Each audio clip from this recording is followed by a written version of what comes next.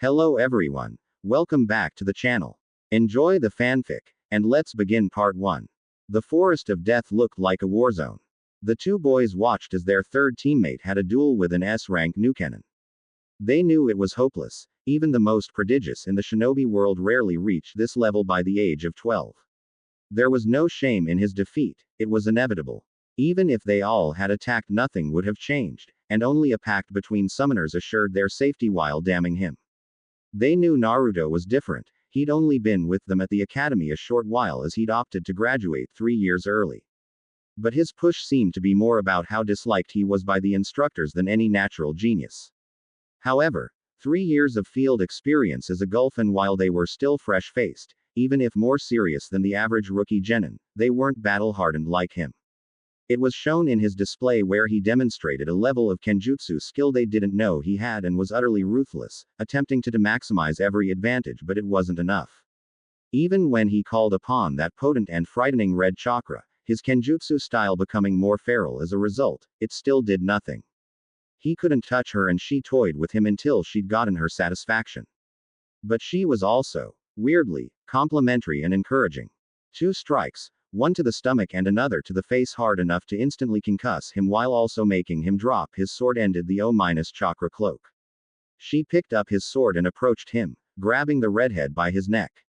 She whispered something in his ear and promptly stabbed him with his sword, channeling Raiden chakra once she impaled him, causing the boy to scream. Their strongest member was done. They were surrounded by enemies and standing in front of Konoha's greatest traitor. Bleak was the only way to describe their situation. Nara-kun, Aburame-kun, come here please. It sounded like a request, but it was clearly an order, and both boys obeyed. She handed them a scroll to their confusion. I know you'll report this to my former sensei when you make it to the tower, but if anyone other than Naruto should receive this scroll, I'd have to kill both your clans in their entirety. Do we have an understanding? Both boys nodded while Shikamaru accepted the scroll. She departed soon after, and the boys collected Naruto and his sword, Shino opting to carry him on his back after they patched up his wound. They made haste to the tower and luckily ran into only light opposition, nothing the two couldn't handle. They arrived to the tower, greeted by their sensei, whom wasted no time getting Naruto to the medical center while having them debrief in front of the Hokage. He made his way up to the familiar gate guards. A team of 4 was now only 1, but he'd changed. His eyes were harder and he was sporting a scar above and below his left eye. He was not happy to know Raiden chakra delayed his healing ability, but was assured the scar would be temporary, fading in months. He checked in as was protocol and made his way to the Hokage tower to give his mission debrief. Given this was supposed to be a simple courier mission, lasting no more than a week, and it lasted a month and a half, it was of the utmost importance to know why, so the Hokage spoke to him immediately. Naruto gave the mission details, only the facts, and then presented the Hokage with 4 scrolls, 3 containing the bodies of his fallen comrades and the 4th the final words of the Chunin in charge. The old man quickly read over the final words of Chunin Yagami, taking a deep pull from his pipe. Naruto, do you know what is contained in this scroll? No, Hokage-sama. Chunin Yagami stated you deserved a field promotion for what you did on the island of Ishval. He said you were directly responsible for defeating Kushimaru Kuriare and Raiga Kurosuke. He said you even dealt with his initial bias professionally and have shown the qualities a shinobi needs to become a chunin. How do you feel about that? I am honored by his words. As you should be, but unfortunately, I cannot promote you at this time. Of course he wasn't going to be promoted. People who'd graduated after him, done less than him and were less skilled were promoted, but not him. Any questions, Naruto? No. I know you're disappointed, but it just isn't time to promote you. I had plans for you, Naruto, and you graduating early threw them off, but I will not abandon them. I want you to get closer to what should have been your graduating class, it is for the best. Do you trust me? No. Maybe I deserve that, but if you become connected with this upcoming generation of clan heirs, it'll go a long way in providing you political protection from those who'd want to see you hampered. Hampered like not being promoted when it is deserved. Like not being treated as a shinobi at all. There are those who would seek to weaponize you, and I don't want to see that. Then kill them. You're the Hokage. You employ an army of assassins. If someone is a risk to your rule, why not remove them? A lot of reasons. Naruto, the largest one being that's the path toward tyranny. It'd make Konoha be something it was never meant to be. But sometimes to uphold that ideal, I have to accept less than ideal outcomes for those that don't deserve it. As long as you can accept it, Hokage-sama. That's not what I meant, Naruto. Just understand, I'm not holding you back out of malice. If that's all, Hokage-sama. Dismissed. When Naruto regained consciousness, he relayed all relevant information to the old man, including that his chakra felt chaotic. Fortunately, the application of a seal over his existing one was discovered and remedied.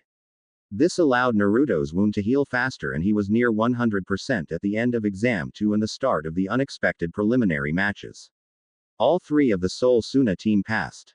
The fan user beat the weapons user from Team Guy. The puppet user bet some older Konoha genin that could dislodge his joints. The sand user defeated Kiba when the Inuzuka had enough sense to forfeit and likely saved himself from being killed. Sasuke Uchiha defeated another older genin, one that could absorb chakra through touch. It was a fast match. Sakura Haruno and Ino Yamanaka had a match. It was long and seemed to offer some moments of self-realization for both girls, so that was cool. Neji Hyuga defeated his cousin, but it was harder than he'd suspected and the boy seemed irate he didn't get to do more damage to his cousin. Choji lost to the sound genin Naruto prevented from attacking Kabuto. His two teammates defeated the others. Shikamaru knocked the girl out while Shino crippled the other boy. It was time for the last match, him versus Rock Lee. He'd heard about Rock Lee, unable to use Nin and Genjutsu but still passed, and given a team, at the behest of his Junin sensei. It was difficult for Naruto not to resent the boy. Only by creating his clone technique did he manage to pass the ninjutsu portion of the graduation exam. No one was there to advocate on his behalf because he had too much chakra, but someone who couldn't mold theirs properly got the personal approval of one of Konoha's premier Junin. It's one thing for life to be unfair, it's another for it to be a complete asshole about making it clear. Naruto normally didn't dwell on who got things he didn't. It was a waste of time, and with no ability to change it, it felt self-defeating and pointless. He wouldn't ignore the unfairness, but harping on it just wasn't useful. However, since his humiliate NG defeat, he's been in a sour mood. He knew he couldn't win. She was better than him in every way, and yet it still felt like his pride had been shattered. He didn't understand why. It didn't make sense. But it did piss him the hell off. Are fighters ready? The sickly proctor asked. Both boys give an affirmative response before settling into their fight stances. Lee in his Guken stance, Naruto with his right hand on the hilt of his sword. Hajime, he said, and both boys sped toward each other. Naruto got the better of the exchange, rotating around Lee's punch and hitting him, with his blunted sword thanks to seals, in the neck with enough force to send him into the wall. Had the sword not been dulled, Lee would be dead. Naruto stopped, fighting his instinct to press the advantage. This is a Konoha nin and he was hit pretty hard, so Naruto would allow him to give up as he may be injured or knocked out.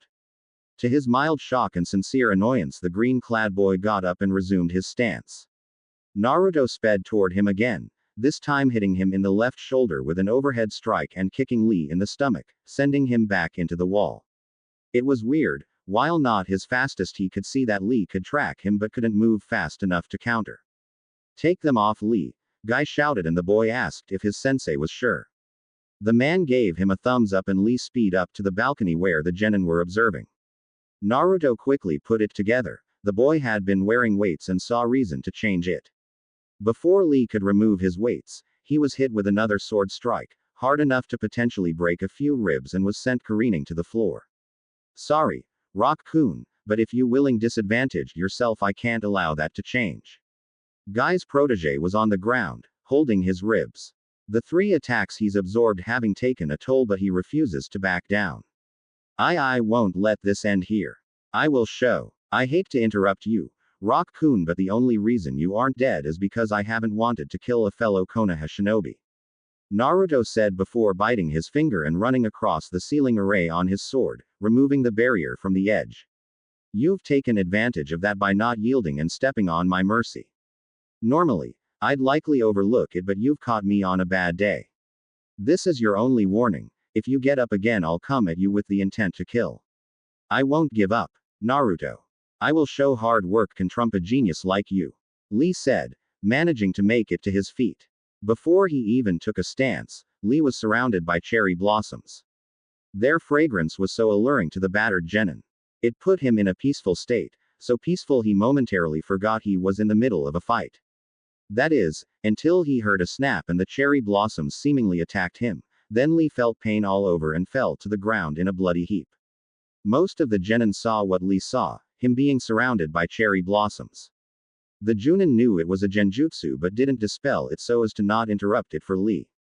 While he was distracted, Naruto sent a series of wind blades toward Lee, but it appeared as if the cherry blossoms suddenly grew sharp and attacked. Once Naruto dropped the illusion, all saw Lee cut at various spots on his body. The cuts weren't deep but were numerous and appeared to be quite painful. Naruto waited for the proctor to call the match when, astoundingly, Lee tried to get to his feet once more. Even in mind-numbing pain, the boy wouldn't give up. Many would find it admirable, more so foolish. Naruto found it offensive. Why? The redhead questioned. Because I want to prove I can become a splendid shinobi with nothing but taijutsu. Lee said, finally standing again. Naruto didn't know why, but this angered him. This wasn't his only chance at the Chunin exams, and even if the boy couldn't use chakra techniques, he could pick up a weapon. But more than that, he was being an asshole. Even if he won, what would it prove? That Naruto was an idiot for being merciful. Because until recently, almost no one gave a shit if Naruto became a splendid ninja. This toolbox had the nerve to call him a genius. What does he know about burnt-out tenketsu from performing an original jutsu? The research, the notes and diagrams. When something doesn't work, going back to the start, going back to chakra theory or what hand signs do. Figuring out the elemental manipulation exercises by himself. Doing all of that and self-training his physical skills. The torn muscles in his legs trying to perfect the basics of his kenjutsu style. The cracked knuckles from improper punching technique. To be diminished as a genius, to be set up as this asshole's foil when all he'd known is hard work. It was infuriating. You know, they say a shinobi is judged not by how they lived but how they die. I'll make sure you'll be remembered as a splendid shinobi, Rock-kun. The Uzumaki said with menace and then blurred once again, intent on cutting down this arrogant boy that dare label him. However, his attack never reached Lee as Naruto was met with a powerful force and sent into a wall himself by Lee's sensei, Guy. Naruto's back hit the wall with a thud and he was seeing double, however he was coherent enough to make out Guy standing over his fallen student. This only enraged Naruto further as in the moment, he truly believed Guy wouldn't have attacked any other genin in attendance. But he openly attacked the sacrifice, likely not fearing any repercussions. But that's where he was wrong. Getting up, shakily to his feet, Naruto started to perform a sequence of hand signs, going a little slower due to the effects of his Guy's attack and his impact on the wall. However, the Hokage and Kakashi both knew what that jutsu was, and with Guy distracted it could kill both his student and him. Hiruzen made to Naruto first, chopping him on the back of his neck, knocking the boy out. He had the candidates draw for their position in the finals, Kurenai drawing for Naruto. As they were dismissed, she made her way to Guy. If you ever attack my student again, I will kill you, Guy. There's no need for that, Kurenai-san. I had to protect my student. Then you should have ordered him to concede the match, but you encouraged him to continue on. What? Naruto was supposed to continually hold back for his and your ego. No, I don't care why you did it, never attack my students again. She said before she walked out. Guy knew she had a point and started to question if he'd given Lee some bad habits because he over-identified with the boy. Before he could leave the tower, he was greeted by Kakashi. He knew his longtime rival was angry by the subtle cues in his body language, ones most would miss, but the two had been friends long enough that it was obvious to the taijutsu master. Kakashi, before you say anything. Guy. What needs to be said? You couldn't abandon your student to his fate. You had to intervene lest Lee be killed. Yes, but I went overboard. I'll apologize to Naruto-san promptly. You can, but the damage has been done. He likely believes you wouldn't have done that to anyone else. You want to guess why? The green-clad man looked stricken. I hold him no ill will, Kakashi. You know that. Of course, I do. I know you. He doesn't. He just knows you attacked him in front of the Hokage and a team of foreign ninja with impunity. Naruto woke with a start and quickly realized he was in the Hokage's office. He surmised that either the old man knocked him out or one of his many lapdogs did. A tantrum wouldn't do him any good, but he, to his mind, had every right to try to kill that helmet-haired bastard. It was an unprovoked attack in the middle of official Konoha proceedings. The aged Hokage saw his guest had finally returned to the waking world and called him over. There was much they needed to talk about. Naruto, how are you feeling? Like I got blindsided by a Junin. Yes, that was unfortunate and Guy will be here to apologize soon. He'd be here now if I hadn't told him he needed to wait so we can talk. Talk about what? Oh, how you were going to attempt to kill a senior Konoha shinobi after attempting to kill a fellow genin. Who you'll be fighting in the finals and who will be training you. I don't see how there is much to talk about. Lee should have conceded but he didn't. I had every right to kill him and avoid taking damage in some desperation play. Guy had no right and no need to attack me. As for everything else, I'm pulling out of the exams. Why? Hiruzen said evenly but was surprised Naruto would quit. Because you aren't going to promote me anyway. Now, my team makes it and I don't hold them back from promotion. Naruto, that isn't true. You have as good a chance as anyone, though what you attempted to do to Guy will have to be noted. Of course it'll be noted. I don't care, I'm done. There's no point to this. You won't let your pet fox have any kind of authority over someone, so why pretend? So I can entertain people I don't like. No, I'm done. Naruto, I've never treated you like you were the fox. You may be unhappy with me but I deserve more credit than that. How do I know why you do the things you do if you don't tell me? 3 years you left me in the reserves while people not as good or dedicated as me got a Junin sensei. 3 separate misrank missions, 3 recommendations I be promoted to Chunin and you ignore them and won't tell me why. You ignored the last words of one of your shinobi. And my graduating class. Most of them wondered why I was still a genin. People who graduate early aren't supposed to be stuck on the lowest rung. They questioned my abilities and what could I say? You were intentionally holding me back. What a whiny asshole I'd look like then. It's bad enough you let them all treat me like an infectious disease and tell me to deal with it. It was worse still when you've lied to my face but tell me to trust you.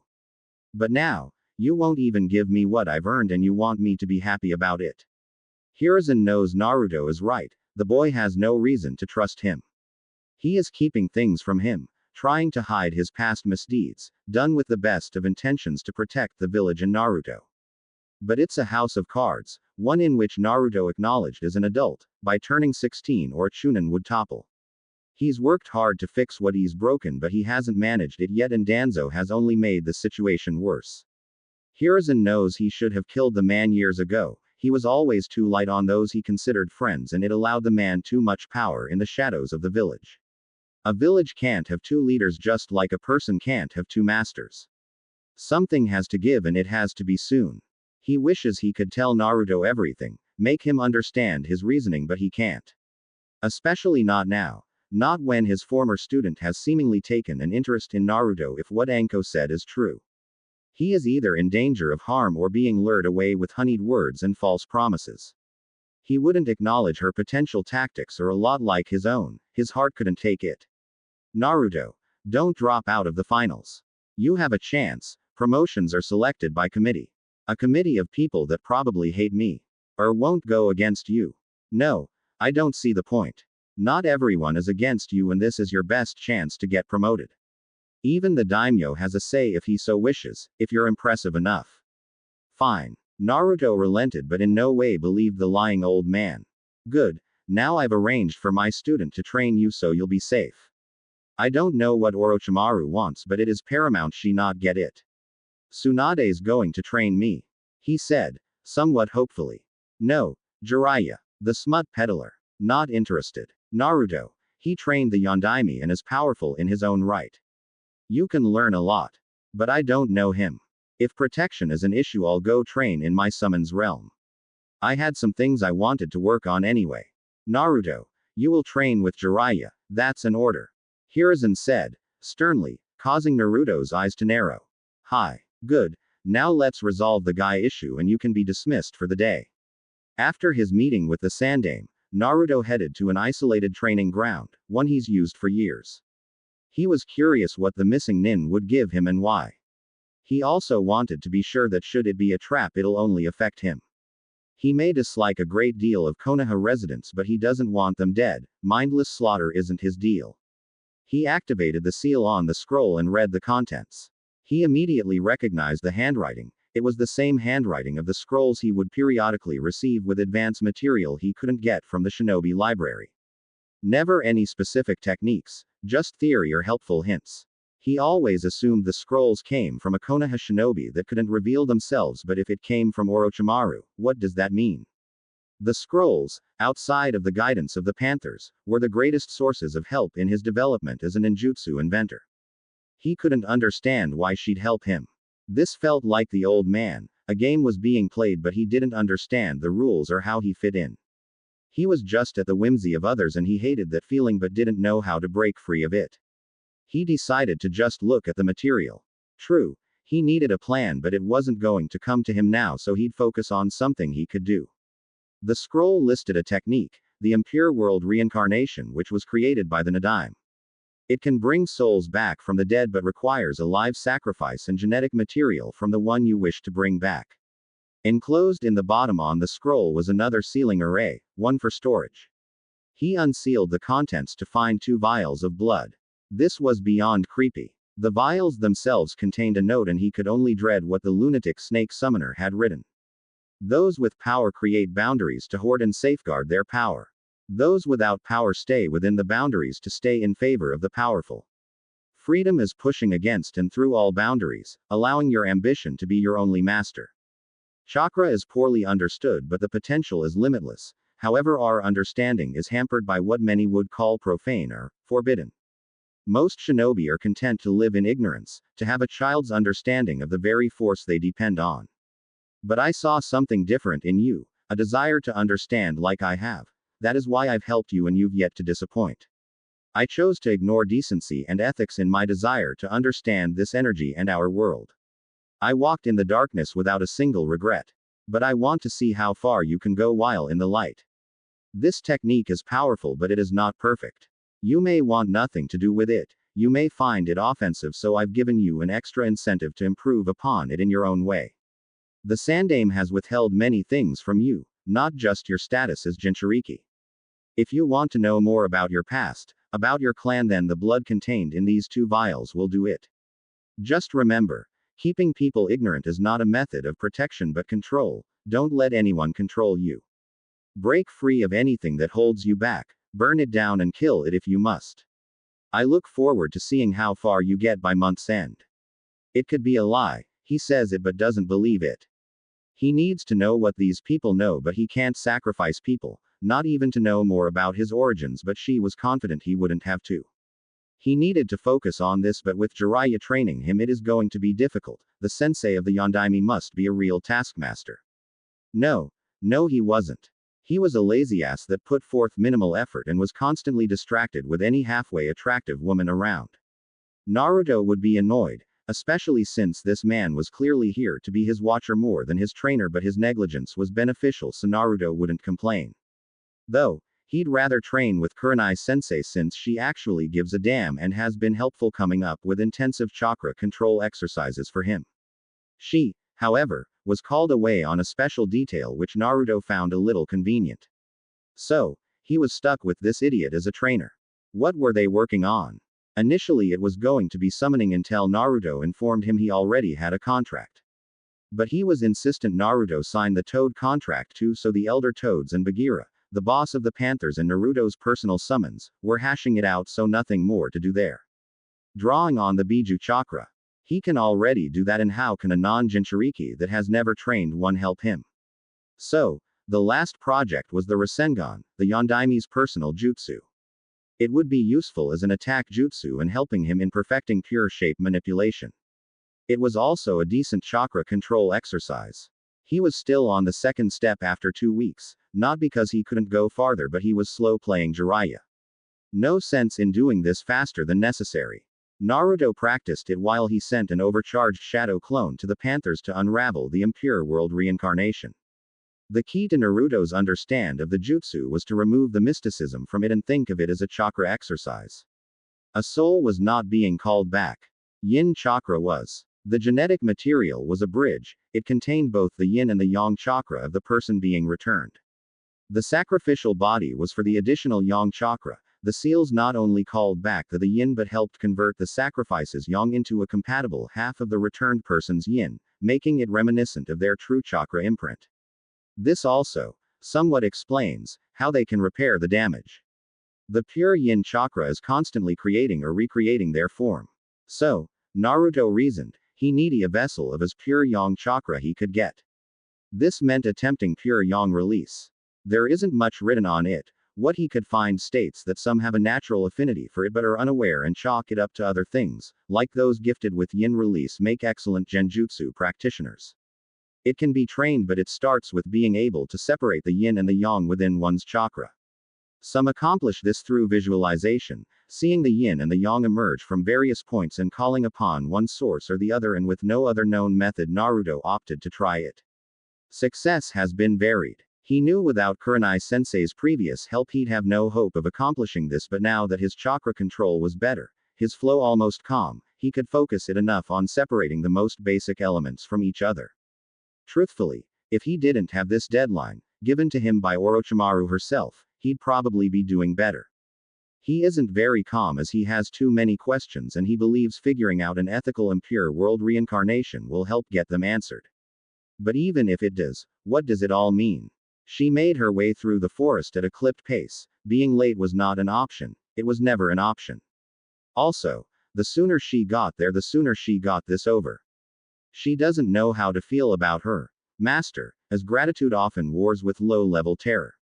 No time to think about it now, she reassures herself. All she has to do is give her report and continue on with her day. Even if the guilt becomes suffocating, she chose her path. She arrived at the designated meet and waited. There was no point in trying to find her, she'd reveal herself when she was ready. And she appeared, right behind her. She was impressed she managed not to jump in fright. Immediately she began kneeling, as is expected of her, causing the woman to laugh before speaking. So prompt, as usual. Hi. Well, what do you have to share with me? He is being trained, poorly by Jiraiya, and appears to be unhappy with the arrangement. Jiraiya seems more like his watcher than his sensei. The woman nodded at those words. What else? Every morning before his workout he sends a shadow clone with approximately half his chakra somewhere with a panther summons their realm. He must have his shadow clone training in secret so not even Sarutobi can spy on him. Clever boy. Is there anything else? Once he's done training with Jiraiya he practices his kenjutsu, does a light workout and then heads home. There he does research until several of his summons meet with him. I'm assuming they are performing surveillance of his competition. I scouted the other finalists, all but Shino-kun and Shikamaru-kun have subtle but unnatural shadows following them and none have appeared to notice. Kukuku, you've done well. I want you to cease your surveillance, it won't be necessary any longer. But what? I thought you'd be relieved to no longer have to spy on him. Don't tell me you're nursing that silly little crush.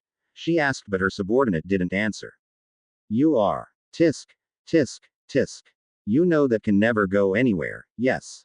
Even if you were to turn his head that wouldn't end well for you, yes. Hi. She said through gritted teeth. Don't be glum, you'll get what you truly want. Just forget about Naruto-kun. Hi. Good. You are dismissed, Hinata-chan. Jiraiya, how is he doing? He's getting it faster than I did. Why isn't he a Chunin yet? He has the mission record for it. We've been over this, I won't always be here to protect him. He needs allies and ties to the village. He has startling little and I've long since alienated him. No one who has graduate early has ever been sent to the reserves, so I can't imagine why he took that as an insult. He wasn't supposed to be allowed to take the exam if there was a reasonable expectation he could pass. Iruka and Mizuki assured me he couldn't do the clone jutsu. With his chakra levels he'd never be able to with what they teach in the academy. Tell me, sensei, why I should be happy with you setting my godson up to fail. I would have taught him another clone jutsu at some point, but him failing the exams outright would have made it possible to put him on Kakashi's team. You were going to make him the dead last to satisfy Minato's brat. You manipulative bastard. Is this why you've had me stay away for so long? So, I couldn't see the strings you were pulling. Enough. Jiraiya. You were needed out there. As of now, Naruto has very few connections to the village. He seems to like his teammates and his sensei, but they've only been together for 6 months. That's hardly enough time to sway him should he decide to leave. He wouldn't leave, he's no traitor. I hope you're right, Jiraiya. It was 3 days before the finals and Naruto had finally done it. It'd take some time to perfect it, even more time to develop his yin release, but as of right now, he could perform purely yang jutsu and it was time to attempt the impure world reincarnation. He got time off from Jiraiya once he demonstrated you could perform a completed Rasengan, which he has to admit is a damn fine jutsu. He was in an isolated clearing in the Panther realm and had a barrier erected just in case things went poorly. He had contract seals at the ready but didn't want to put the control seals mentioned in the scroll. He took some deep breaths, calming his nerves. Yang release. Shadow clone jutsu, Naruto said, then started the ritual for the impure world reincarnation. Once he was sure he had it complete, he performed the hand signs and whispered, summoning impure world reincarnation. Naruto didn't have to wait long for the jutsu to take effect as each of his yang clones were encased in an ethereal glow. Soon, both started to change their shape, taking on the forms of those called back. Naruto was shocked to see 2 women with hair similar to his, though neither had his blue eyes. Both women looked confused as if a haze had yet to be lifted. They noticed each other first, both shocked. Mito-sama, Kushina-chan. Both questioned before they looked at the boy before them. Mito was silent and confused. She had no clue who this whiskered cheek boy could be, but in her peripheral vision she could see Kushina trembling, as if trying to not cry. Sochi. Is that you, Naruto? Where are we? This doesn't look like Konoha. I'm Naruto and this is the realm of the Panthers. My summons, but what do you mean, Sochi? Naruto wasn't dumb, but after being denied information about his parents his entire life, the idea that he'd just brought his mother back was unbelievable, though the woman hugging him fiercely was quickly putting his disbelief to rest. It was sad, but Naruto couldn't ever remember being hugged before. The feeling was indescribable. I'm your mother, Naruto. Didn't Hiruzen tell you about Minato and I? How has your life been?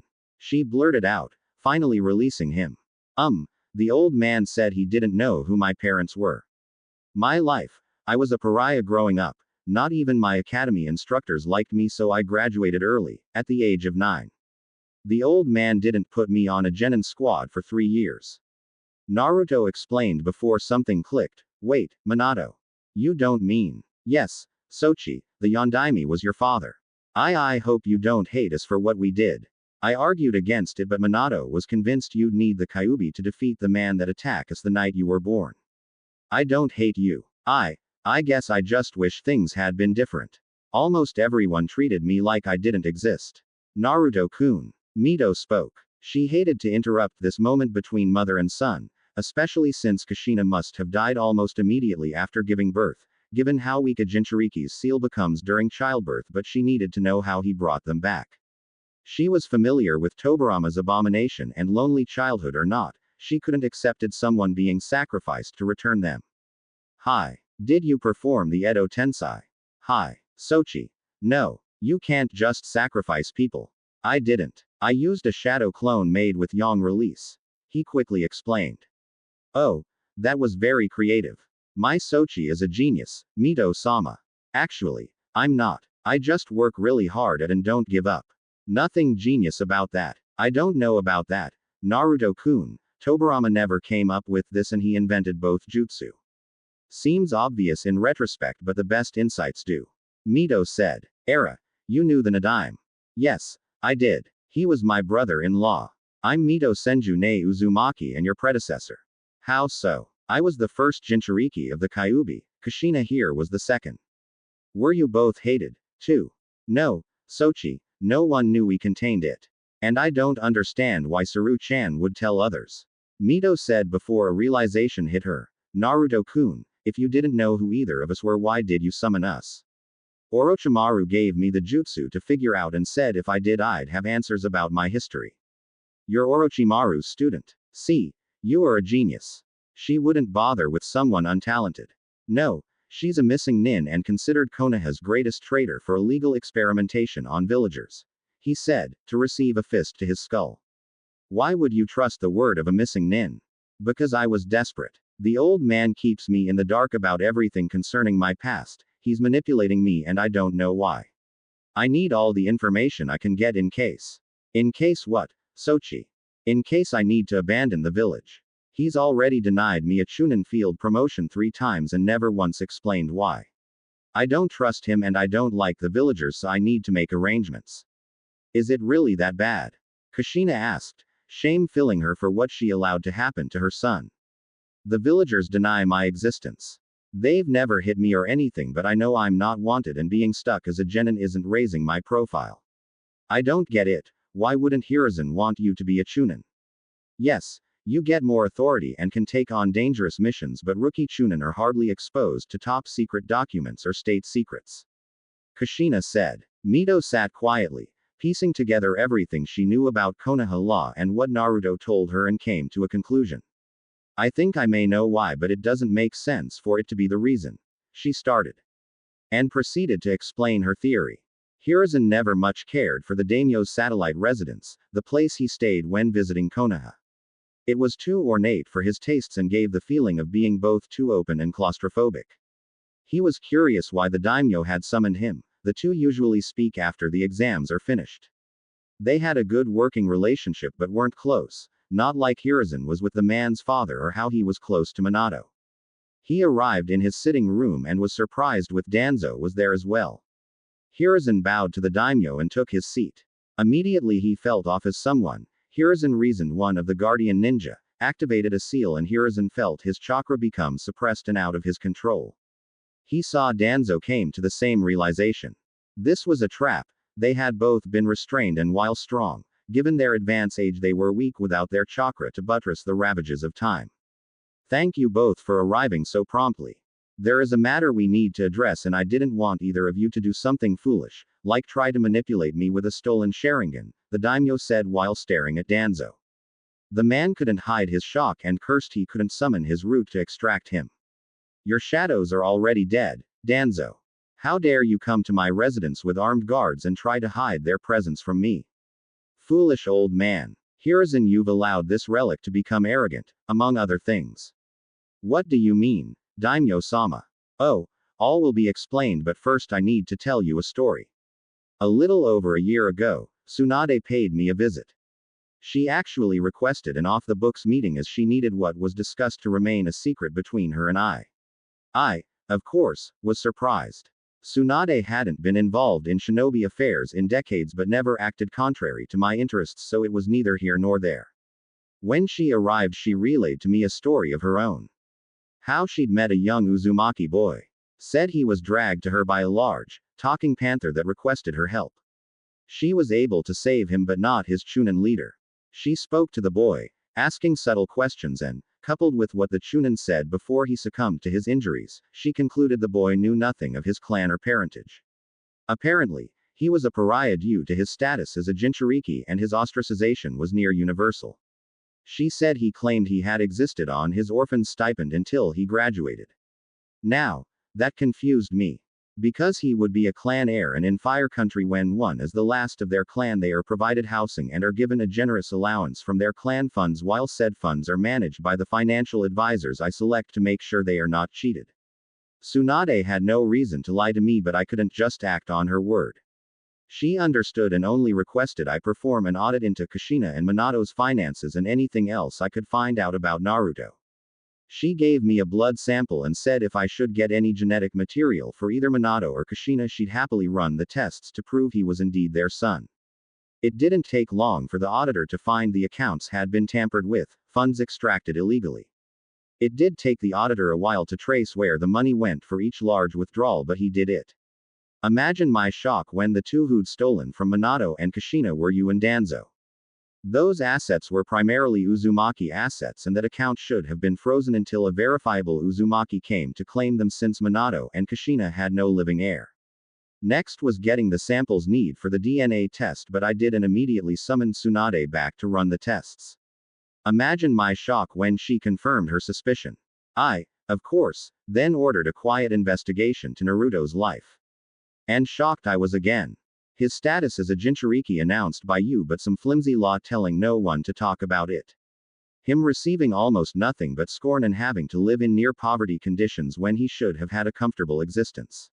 And then to see you deny him a promotion in order to avoid being discovered. You thought if he never made Chunin you'd never have to give him his full inheritance and it wouldn't trigger the automatic review I've instilled. Why, Hiruzen? Why all of it? Why did you lie to me? Why did you ignore my laws? Why did and do you allow this demon in human flesh to run circles around you? Have you grown so weak you simply cannot perform the tasks required of an Hokage? I lied about Naruto's heritage to protect him. The village was weak, weaker than it had ever been after the Kyuubi's rampage. Then why not send him to the capital? I could have protected him and made sure he'd be healthy and happy. I, initially, believed the villagers would get over their pain and see Naruto for who he is. And the money, why did you steal from Naruto but deny him what he was entitled to? Same reason. We were in a terrible financial situation, especially so soon after a war. The civilians were demanding a say in governmental affairs since they were going to be providing a bulk of the money required to keep us solvent and functioning. My old teammates were pushing me to accept, no doubt for their own reasons. I need a quick infusion to take their leverage away. I'm not proud, but if I had allowed some sort of civilian council, imagine how worse things would have been for Naruto. You could have come to me, Hiruzen. I didn't really know you then, Daimyo-sama. I couldn't assume you wouldn't diminish my authority as well. So great is your concern about your authority, you do nothing to curb Danzo's excesses. I can't justify that. I used to say he was doing what he thought was right for the village, but I was just too soft and he only cared about his own power. That's a lie, Hiruzen. Everything I do for a more powerful Konoha. Sure. Even pilfering the corpses of dead Konoha ninja. Understand this, Danzo, you won't be leaving this office alive. I won't allow a monster to exist in my country. As for you, Hiruzen, after the Chunin exams you are to vacate your office immediately. Have Jiraiya or Tsunade replace you. Even get that Kakashi brat to do it. I don't care, but you are not fit to be Hokage any longer. You will, however, confess everything to Naruto and then I will try to salvage what I can.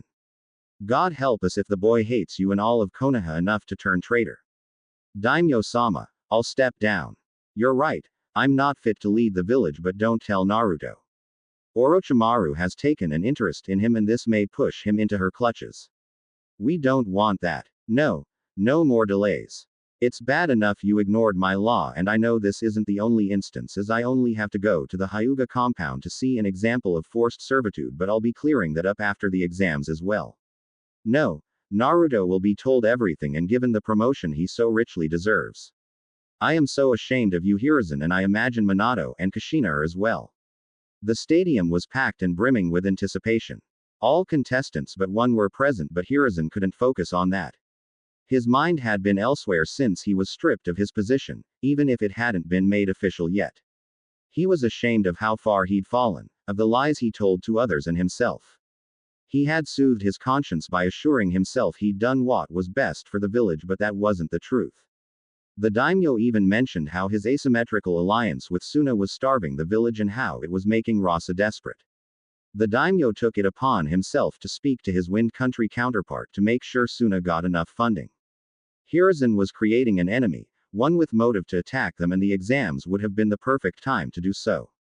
He'd lost a step both mentally and physically. It was time, he realized. It had long since been time.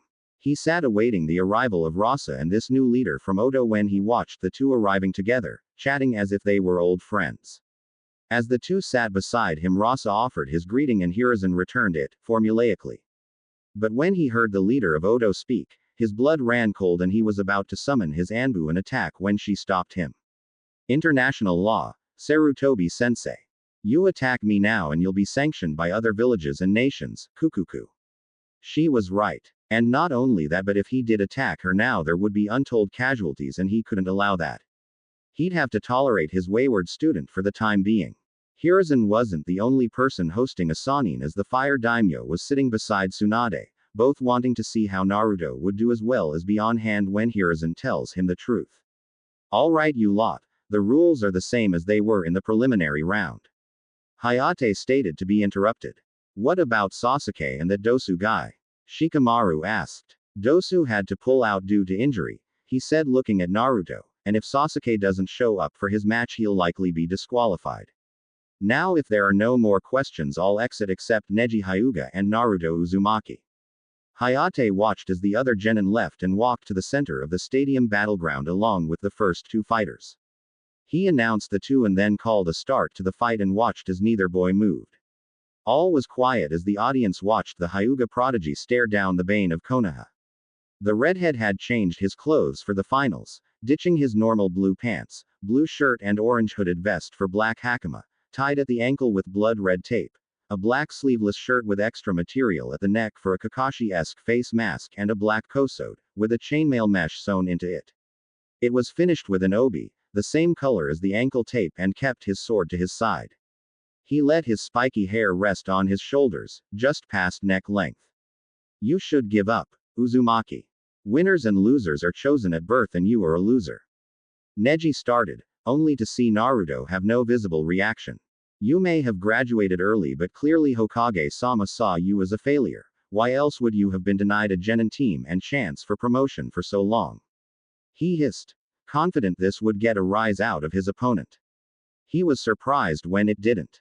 He decided if he couldn't get a rise out of the boy he'd initiate the attack and finish things quickly. He pushed off the ground and aimed a palm thrust at Naruto's chest, hitting the redhead flushly. Neji smirked until he saw the Naruto he hit flare briefly and then puff into smoke. He was confused why Naruto would send a clone to fight and then have said clone unable to do anything. He heard footsteps behind him and turned to see another Naruto, maybe the real one, approach. He got ready to attack but halted when the boy spoke. Neji, look at the hand that struck my clone. He said and Neji did just that, only to see a sealing array on his hand, going up his forearm. That's a localized explosive array. It'll take your arm off at the elbow and likely end your career. Concede now and I'll remove the array, don't and you lose an arm. Neji was stuck, unfamiliar with indecision. He'd never heard of a clone that could impart a seal on someone when struck, but then again, he wasn't aware of corporeal clones that dissolved into smoke either. His opponent put him in a bad position. He could try to strike Naruto but he was too far away for him to reach the redhead before he could activate the seal. And that assumes the seal does what Naruto claims it does. He could be lying or the seal could be a dud. If that's the case, he'd have given up due to an empty threat and his pride couldn't allow that. He remembers the boy was hesitant to do too much damage to Lee until Lee pushed him too far, so him going for such a move as an opening didn't read to Neji. Of course, Neji wasn't and couldn't have been aware of Naruto's current mental state. He'd felt his heart fill with the time he spent with his mom and Mito, who he called Ba-chan much to the lady's delight. But there was a burning angry as well. The Sandaime had denied him much, for what reason Naruto didn't know and wouldn't ascribe a motive to the man because it didn't matter. Outside of his team and those he'd worked with in the past, he didn't care about Konoha Ninja. He wasn't one of them and they truly were them, now. He saw them as weak-minded traitors and cowards, unworthy of his parents' sacrifice and his father's trust. No, he didn't blame Minato for his childhood, he blamed Konoha for not trusting their alleged hero even when all evidence stated they should. In the preliminaries, the Fuin Bunshin would have been preloaded with a paralysis tag because he didn't want to hurt a comrade. Now, Neji isn't a comrade, just a potential enemy. Neji decided to call Naruto's bluff and charged toward the boy. He didn't have to wait long to realize his mistake. A quick flare of chakra is all it took and suddenly the arena was filled with the screams of Neji as he clutched what was once his arm. It was lucky for him that the position of his arm didn't allow bone fragments to fly into his eyes, but he did have some burns and cuts along his side and leg. Hayate quickly called an end to the match and called forth the Mednin. Naruto silently retreated to the contestant area. Both Shikamaru and Shino gave him a nod of acknowledgement and he formed a small smile. That was quite vicious. Hiruzen Dono, what jutsu was that? Rasa stated. Kukuku. Vicious indeed. It appears Konoha can still turn out real shinobi every now and again. Hiruzen ignored his student as he began to answer Rasa, indeed, but Naruto gave him a chance to concede. A shinobi shouldn't make empty threats and Neji had no reason to call his bluff if he couldn't recognize the array. Also, I believe Naruto-kun calls that a Fuin Bunshin. He was inspired by the Yondaime's ability to apply seals with just a touch but has taken it to new level. Such advanced seal materialization, he certainly has my vote for Chunin, Orochimaru said. I must agree, while short he did enough and revealed very little of his abilities. Rasa added. Hiruzen simply nodded. The Junin sensei were quiet at the end of the match. Truthfully, none knew what to expect out of the match.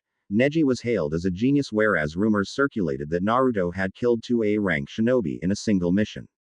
However, he kept most of his skills hidden though demonstrated an impressive amount of kenjutsu skill against Guy's clone. That was most unyouthful, Lee exclaimed. Seeing his rival defeated and maimed by the same boy that so easily defeated him was hard to accept. Guy-sensei, we have to get to Neji. Tenten said but saw her sensei shake his head. We'd only be in the way. Neji is going to need a lot of help and the Mednans need to be focused. As far as it being unyouthful, he was given a chance to submit, just like you were. It is, at times, laudable to not give in but as a Chunin you need to know when to back down for the sake of the mission and your comrades. I don't fault Naruto, he told Neji exactly what would happen if he attacked again. You're okay with what he did. That was a comrade he crippled. Tenten yelled. Yes, it was a comrade he tried to spare. Tenten, what would you have him do? Hold back and allow Neji to continue attacking. Seeing the girl refuse the answer he continued, Neji put his health on the line in the belief Naruto wouldn't hurt him. Like you, Lee, he was going to take advantage of his mercy. The difference is, this time Naruto didn't give more than one chance. As such, Neji's injury is my fault. I've instructed you poorly if none of you know how to stand down when you're outmatched. Guy finished, sounding more subdued than he ever has. Asuma and Kurenai could see he meant every word and while Kurenai still had some negative feelings toward the senior Junin she wouldn't wish the belief you failed your students on anyone. You think he did enough for a promotion? Asuma asked. I hope so. He's clearly ready. I've let him run some of RC ranks and he's done well. He's clearly paid attention to what other Chunin did when he was stuck in the reserves. Kurenai answered. Close by the Junin sensei sat Anko. She'd never really had an opinion on her fellow pariah, not until she had expressed an interest in him. She was one of the few that saw the footage of their kenjutsu battle before the cameras cut out. He wasn't on her level, nowhere near but he was good, willing to change tactics on the fly to keep a superior opponent guessing. He also didn't hesitate to go for the kill. Normally, that kind of ruthlessness would be something Anko praised. But Orochimaru taints everything and Anko couldn't help but be wary of the container. She didn't know why Orochimaru was interested but it couldn't be for anything good and given the boy's experience in the village he had the signs of a flight risk, one that may run straight to the snake. His willingness to, potentially, end the career of a fellow Konoha ninja demonstrates how little connection he feels for the place. Orochimaru will exploit every weakness to get what she wants and to Anko, Naruto looked like an easy get. Hayate was instructed to delay Sasuke's match and to move through the rest of the order. The next in line was Shikamaru and Temari. Shikamaru complained a lot about having to fight a girl, wondering if he should just forfeit. Shino and Naruto pushed him over the railing so he'd have the chance to do so, much to his annoyance and their amusement. It was a good tactical matchup and he'd managed to ensnare Temari but forfeited as he was out of chakra, shocking everyone but his teammates, sensei and fellow clansmen. Shino fought Konkuro and it was a little faster paced than Shikamaru's fight but still relied on inventive tactics. The boys fought to a double knockout as Shino was poisoned and Konkuro was entering chakra exhaustion. Finally, it was time for Gaara to face Sasuke. The match was almost called as the Uchiha and Kakashi arrived at the last possible moment. It was a good fight, Naruto felt. Sasuke had some decent speed and made good use of it. Naruto thought the lightning jutsu was a mistake when he could have used a genjutsu and that was proven correct when Gaara turned into a miniature sand thing and trounced the Uchiha, who used too much chakra on that move. Luckily he escaped without serious injury as the Cage got Gaara under control and it was time for the semifinal round, Naruto vs Temari. Temari was trying to quickly come up with a strategy. She'd used a lot of chakra in her first fight and hadn't had a chance to recover much. She knew the redhead was dangerous with his sword and she couldn't allow him to get close to her but his speed would be hard to negate. She reasoned if she could unleash a wind jutsu fast enough she could create some space and control the match. He hadn't shown much in the way of ninjutsu and she didn't believe he could match her Fudan mastery. Naruto wasn't planning out a strategy, he already had one. Thanks to his summon spying on the competition, he was aware that Temari was overly reliant on her war fan. If he took that away, she'd be in a poor position and possibly give up. He knew just the thing. About 6 months into his own research, Naruto started building his own jutsu theory. It was slow, it required a lot of reading, testing and revisement, but he felt he was truly onto something. While most ninjutsu seemed to be of the elemental variety, it didn't explain the ninpo, the jutsu that were predicated on a specific element. How did chakra become a poison gas, for instance? No one really knew. Naruto posited, what if ninpo are based on the elements but by combining, at least partially, the behaviors of one element with the property of another? Not all could be understood like this and one would have to incorporate yin and yang as well, but he believed he was onto something. He hadn't managed to create many jutsu out of this insight, but it has affected his kenjutsu. Naruto learned early on he had a wind affinity, and wind is said to be the sharpest element, though lightning is great for piercing. Naruto wondered what would happen if one took the sharpening process from wind and incorporated lightning's high frequency. Sound. You got sound, and the better he got at grinding wind faster and faster, the closer he got to what became his supersonic blade. This type of chakra flow is the sharpest, not even a vacuum blade compares. This was the key to his plan. Temari was about to lose her main weapon. Hayate called a start to the match and Naruto blurred in front of Temari, not giving her a second to react. She just had time to start to open her fan before she heard a faint ringing in her ears. Next thing she knew, her fan was in tatters and she had a sword to her throat. Yield. The shorter boy said, and she quickly complied. Many in the crowd had trouble following the action. They saw Naruto blur from view and then a series of flashes before he appeared beside Temari and her fan was cut up. The Chunin and Junin, however, could follow it and were impressed. Asuma was confused. That was wind, but it didn't behave like wind, Asuma said. What do you mean, Asuma? Guy asked. Kurenai already knew about his supersonic chakra flow technique but saw no need to expound on it. Wind chakra is created by sharpening your chakra to a fine point and unleashing it. That's why it's ideal for cutting. It doesn't, however, emit a sound nor does it become visible. Lightning does that, but that wasn't lightning. Kurenai, do you know what that was? Yes, and I won't be divulging it. If you want to know, ask Naruto.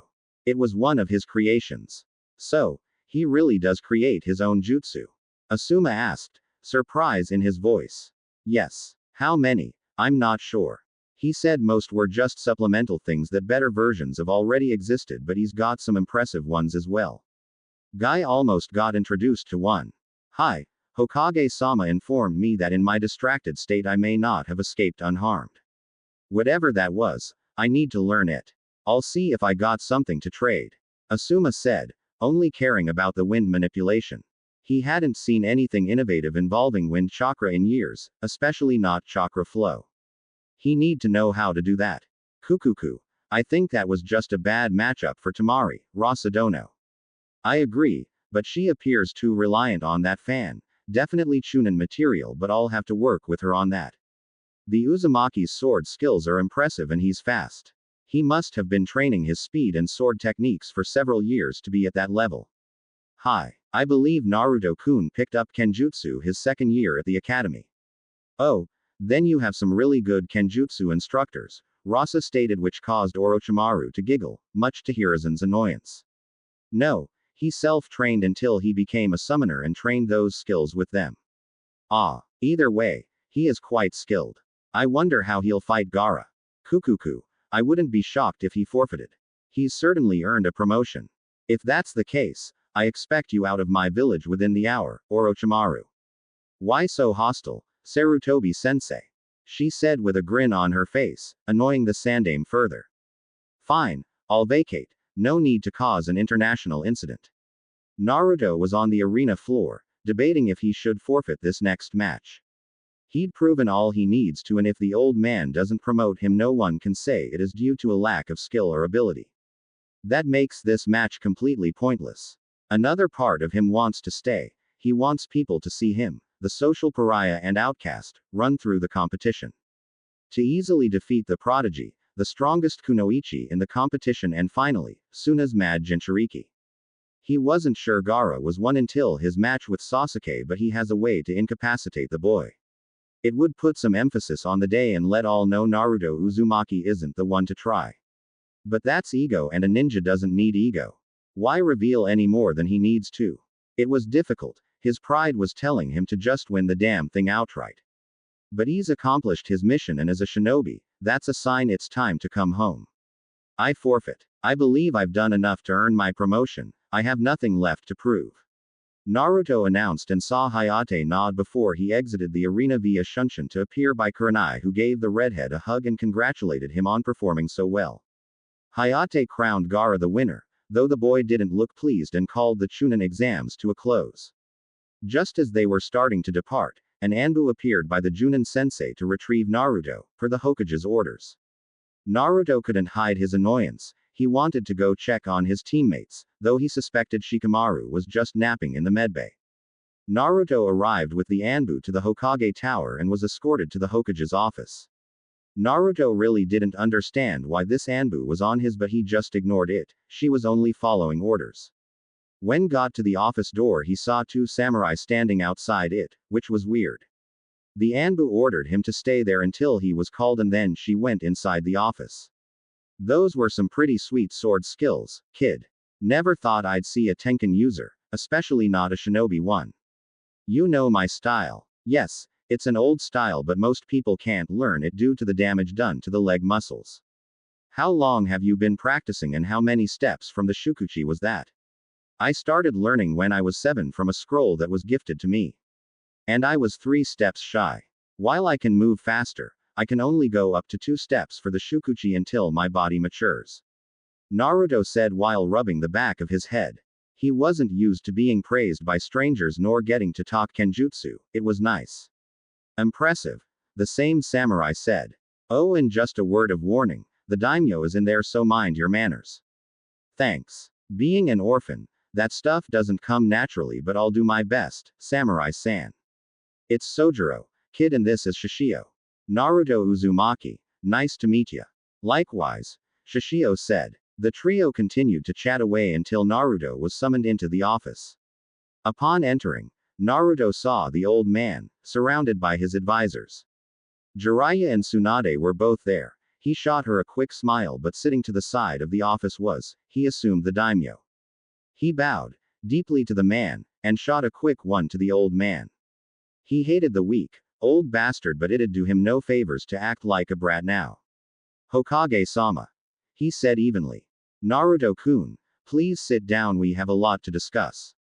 First, I want to congratulate you on your promotion to Chunin. It's long overdue, Hiruzen said and saw Naruto's jaw tense for a split second. Thank you, Hokage-sama. No thanks necessary. Next, Naruto, I have to tell you some things that will not be pleasant for either you nor I. I just want you to listen completely, and then we can discuss where we go from here.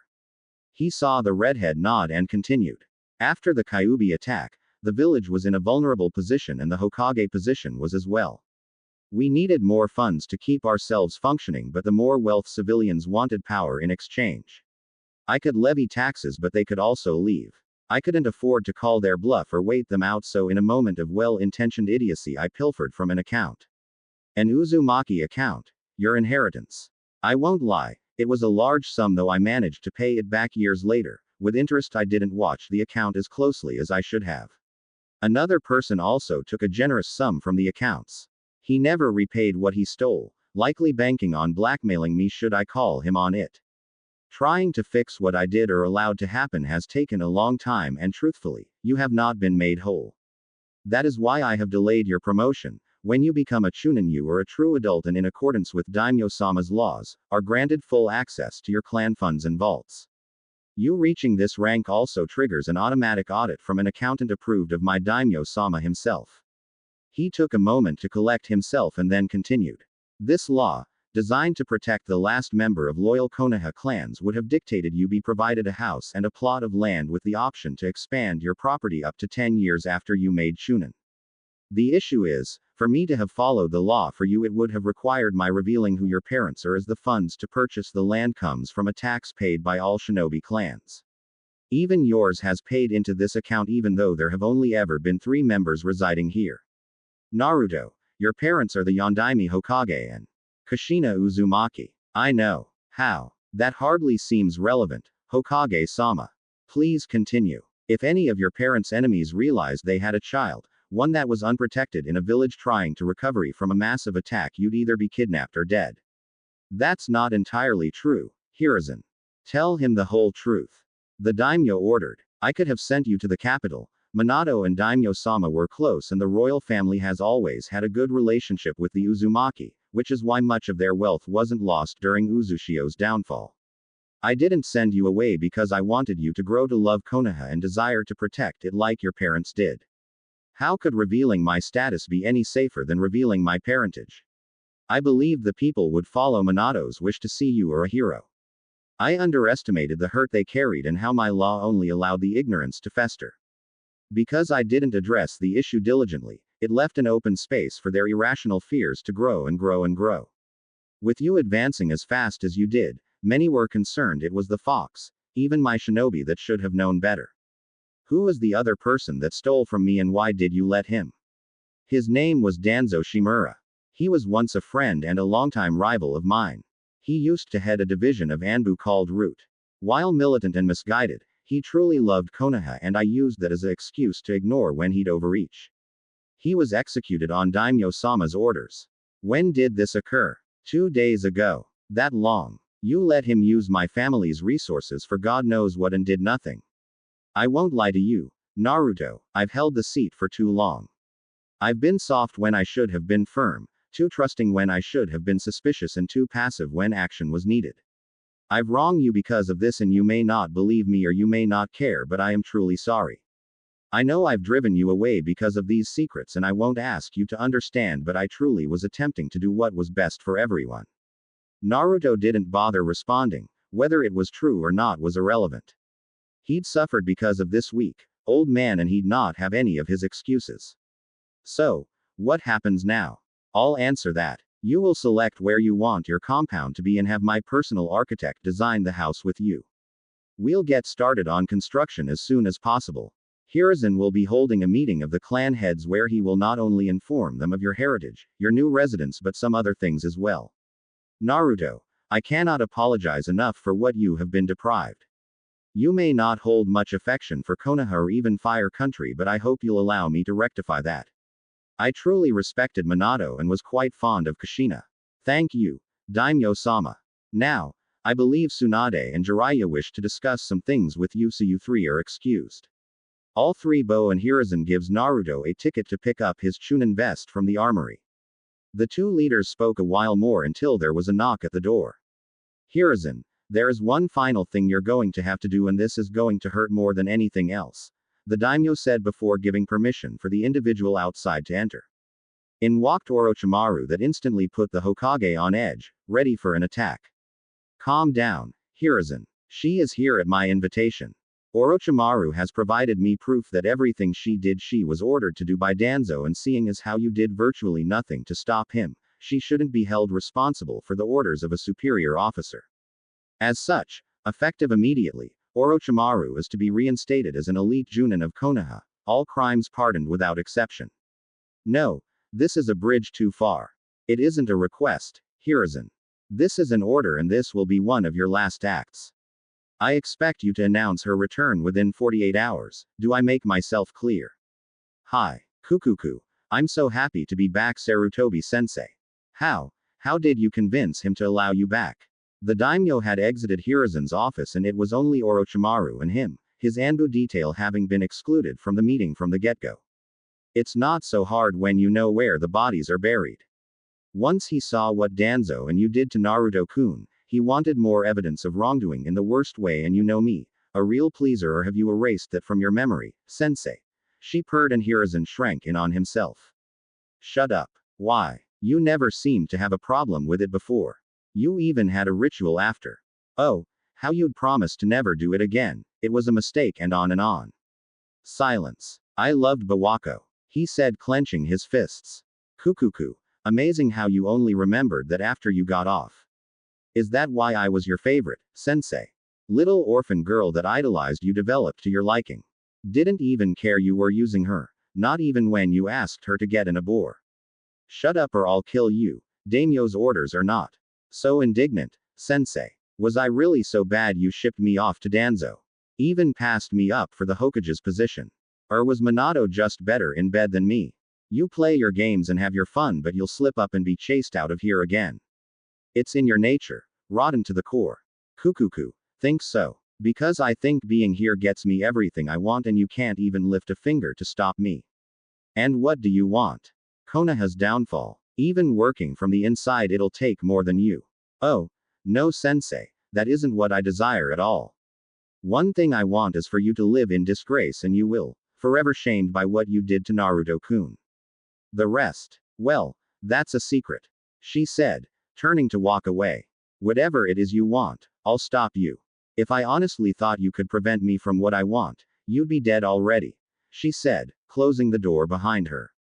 Naruto and the two Sannin were sitting in one of Jiraiya's apartments. Jiraiya and Tsunade both felt privacy was required for what they wanted to say.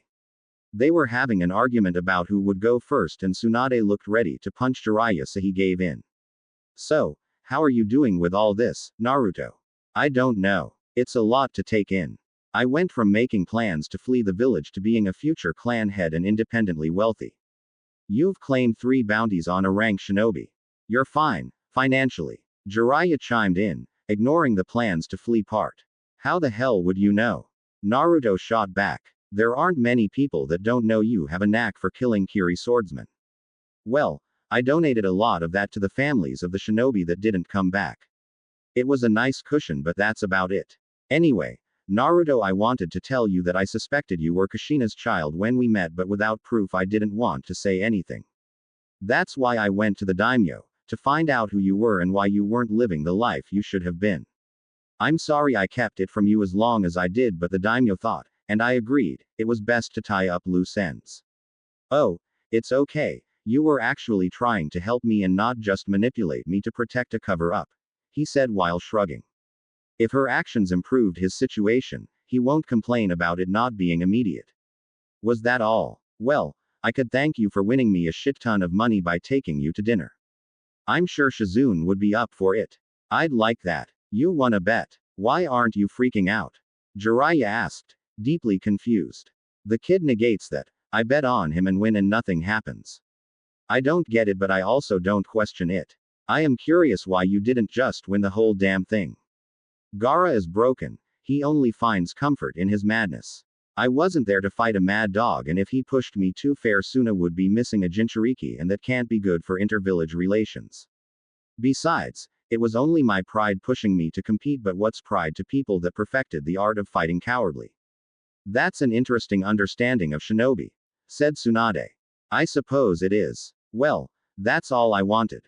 Come to the Senju compound tonight at 8 and we'll decide something from there. Hi. See you then.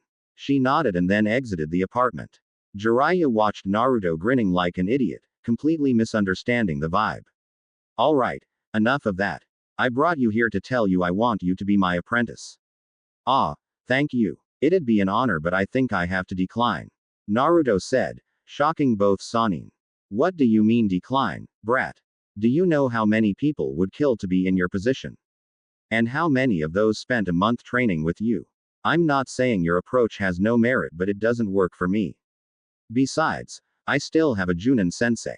But she can't prepare you for what lies ahead. And what lies ahead? There are a group of S-rank shinobi calling themselves the Akatsuki. They want to abduct all the Jinchuriki for some unknown reason. How long have you known about this?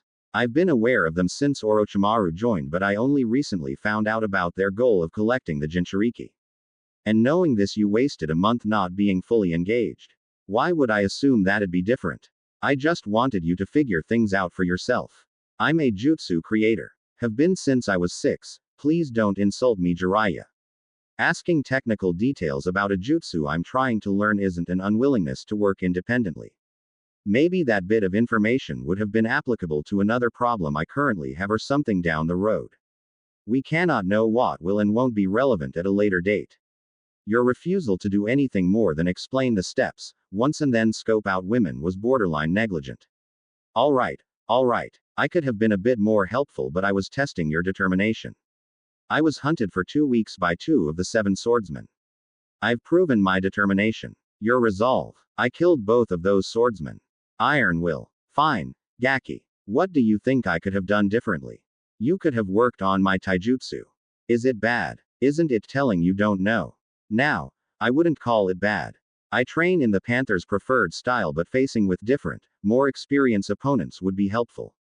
My first instinct is to go to my sword or ninjutsu. I can end fights fast that way, so my taijutsu skills aren't as sharp as those are. You seem awfully aware of your flaws. No reason not to be. As far as your offer, I need to think about it. Is that okay? Sure, brat, but don't think too long. No problem. Well, I need to go see my teammates, later pervy sage. Don't call me that, brat. Contrary to shinobi stereotype, Naruto didn't hate hospitals. He hated the smell, but who would enjoy the smell of disinfectant? Since he cultivated a joy of reading early on, anytime he wound up in the hospital due to injury, he'd just relax and read. Because he didn't make himself a pain and was actually a good patient, the hospital staff was weirdly accepting of Naruto. They didn't care or whisper behind his back, he was just a normal boy with abnormal hobbies. So when he heard, "What are you doing here?" he didn't take it as an insult or expression of animus. "Anyo, Saito-sensei, I'm just here to visit my teammates." That had better be why. If I have to treat you for Tenketsu burnout one more time, I'll wring your neck. The brunette said. She was the first person to ever treat Naruto when a Raiden jutsu got away from him. She fussed over him more like a mother hen than a doctor, but it was nice, if unusual for the redhead. I heard you kicked Naruto. I did okay, won my first 2 matches but forfeited during the final. Good, you aren't one of those battle junkies looking for stronger opponents or some such nonsense. Nah, I'm too lazy for that. I want all my enemies weak so I can beat them and get back to my books. You sound like an old man, Naruto. He chuckled. I suppose I do. Would you happen to know where Shikamaru Nara and Shino Aburame are? Actually, I do. They are in the same room since Shikamaru is faking. Just go down this hall and it's the last door on the left. Thank you, Saito-sensei. No problem, Naruto. Just stay out of trouble or else. Hi, he said before traveling to his teammate's room. Once he arrived, he saw an expected sight. Shino staring off into the void, likely having a discussion with his allies while Shikamaru pretended to sleep. For a notoriously lazy boy, he pretended to sleep a lot. Hey, fellas. Troublesome. That resulted in Naruto gaining a tick mark. Hello, Naruto-san. No matter how many times Naruto tells Shino he doesn't have to be so formal, he is anyway. So, he's given up, for now. You feeling better, Shino? Yes, my allies were able to neutralize much of the poison. I am only here as a precaution. Thank you for your concern. Of course, we're teammates. What about you, Shikamaru? Still pretending to have chakra exhaustion. Not all of us are walking chakra batteries, you troublesome redhead. You're troublesome, Tem. No, you are. I used to think blondes were the very height of troublesome, but I was wrong. I actually talked to my dad about it and he gave me a knowing look. You clearly descend from troublesome people. You goddamn right I do. My name might mean maelstrom, but I'm an eternal flame, baby. Datbeo. Oh, Kurenai, your cute little students are so much cuter than mine. Want to trade? A voice from outside the room said. They are downright adorable, Kakashi, so I think I'll keep them. At being caught in their childish moment, Shino adjusted his glasses, Shikamaru muttered troublesome, and Naruto scratched the back of his head. Well, just be careful around Naruto and Raiden Jutsu, he isn't very good with them. Naruto immediately became irate, hair floating in distinct tails. You suck at teaching Raiden, Datbeo. Oh, Naru-chan, is this about the lightning puppy again? Immediately his mood changed from righteous fury to embarrassment. Shut up. You said you'd never bring that up. No, I implied I wouldn't, but it's good to have embarrassing stories about rookie Chunin, it keeps them humble. You got promoted, Naruto? Kurenai asked. Hi, The old man told me just a little while ago, but I don't think it means no one else has a chance. He just confirmed my early congratulations were given all around, and Naruto the team slipped into comfortable banter while Kakashi excused himself. He took a look back at Kurenai's team and knew, while he truly wanted to be directly involved in Naruto's development, this was likely the best team for him. A supportive team with no egos, and people too smart to give into blind prejudice. His team is good, they've worked out their roles after a lot of effort, so he can't complain, but he hasn't felt the same joy as when he watched an 8-year-old Kushina clone shock himself trying to master the basics of Raiden manipulation. Enjoying time with people he actually liked couldn't be allowed to last, Naruto realized, as he was summoned to a council meeting by an Anbu, the same one that escorted him from the arena. He didn't think the old man would go through with the inheritance stuff so suddenly, but he guessed it was better to just get it all over with. He assured his team he'd tell them all about it when next they met and made his way to the meeting, not wishing to make a bad impression. Once he was allowed entrance into the room, he was greeted with the sight of the clan heads of the major clans of Konoha, from Aburame to Hyuga. Tsunade and Jiraiya were there as well, though Tsunade's presence did make sense as the Senju clan head. Even the old man's advisors were there. The leaders of the major clans were all looking confused as to why they would be there and, especially, why he was there with them. We have a lot to discuss tonight. Well, I have a lot to tell you all. I ask for no interruptions. First order of business. Many of you have suspected the truth but never outright confronted me. This allowed me to violate the Clan Survival Act passed by the daimyo. Naruto is the true heir to the Uzumaki clan. His parents are Minato Namikaze and Kushina Uzumaki. He will be getting the domicile he has been entitled to his entire life, along with full access to his clan's resources. He also has been promoted to Chunin. It was long overdue and the folly of a foolish, old man. As such, he will have a seat on the council or may choose a proxy, but that can be arranged another time. But for tonight, he will join us. Are there any questions outside of why I hide his heritage? I'd like to know if you're sure. Yes, he looks exactly like Kushina, but do you have proof he is Minato's son? Asked Hiyashi. I'm not sure I take to your implication, Hiyashi-san. He really wanted to make a good impression, but he won't let some asshole slander his mother. There'll be some fighting bastards in here before that goes down. I'm only doing my due diligence, Naruto-san. No, you're being an asshole, and if you continue to imply Kushina was anything less than a faithful wife, I'll break every bone in your body. You being a Hyuga doesn't absolve you from responsibility for your words, remember that, Hiyashi. Tsunade chimed in. That's enough. Yes, there is proof and it has been accepted by the daimyo himself, so you have no grounds to question it.